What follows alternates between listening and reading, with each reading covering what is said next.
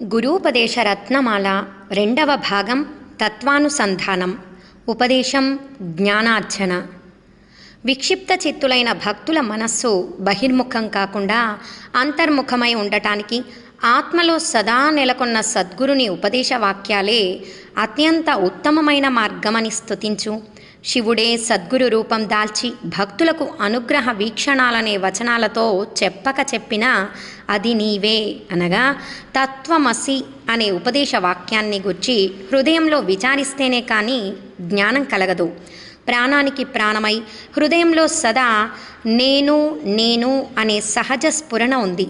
పరిపక్వ చిత్తులైన శిష్యులకు ఈశ్వరుడు ఏకాంతంగా జ్ఞానోపదేశం చేస్తాడని చెప్పటంలోని భావం ఇదే.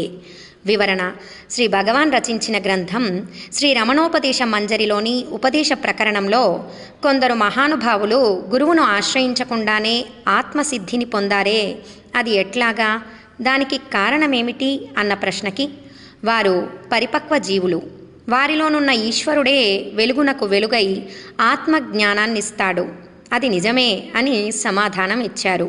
ఆ భావాన్ని విశదీకరిస్తున్నట్లు ఈ వచనం అమరింది. గురూపదేశ రత్నమాల మహావాక్యాలు. అనేక శ్లోకాలు నిండిన వేదాల సారమైన పరమార్థ భావం ఏమంటే జీవ బ్రహ్మైక్య స్థితిని సూచించే పర జీవ ఐక్యం తత్ త్వం అసి. మౌనమని గ్రహించు. జన్మ అనే అగ్ని నుండి తప్పించుకోవాలనే కోరికతో సచ్చిదానంద వస్తువుని ఆశ్రయిస్తున్న తీవ్ర సాధకులకు తత్ త్వం అసి అనే 3 పదాల్లో త్వం అనగా నీవు అనే జీవస్వరూప విచారణ ఒక్కటే ఉత్తమమైన మోక్షాన్నిస్తుంది. వివరణ: తత్వమసి అనే మహావాక్యాన్ని సద్గురువు ద్వారా విన్న వెంటనే ఒక ఉత్తమ శిష్యుడేం చేయాలి?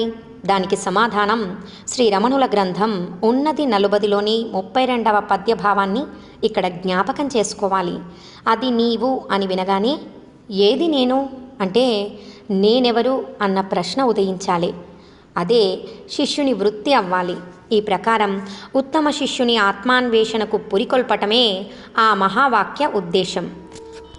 మందబుద్ధులు, మనోబలం లేనివారు తమ మనస్సును ఆత్మవిచారణలో మగ్నం చేసేందుకు సహాయకారిగా తత్ అనే పదం అసి అనే పదంతో కలిసి తత్ త్వం అసి, అది నీవే అయి ఉన్నావు అని వేదాలు మహావాక్యాన్ని చెప్పాయి.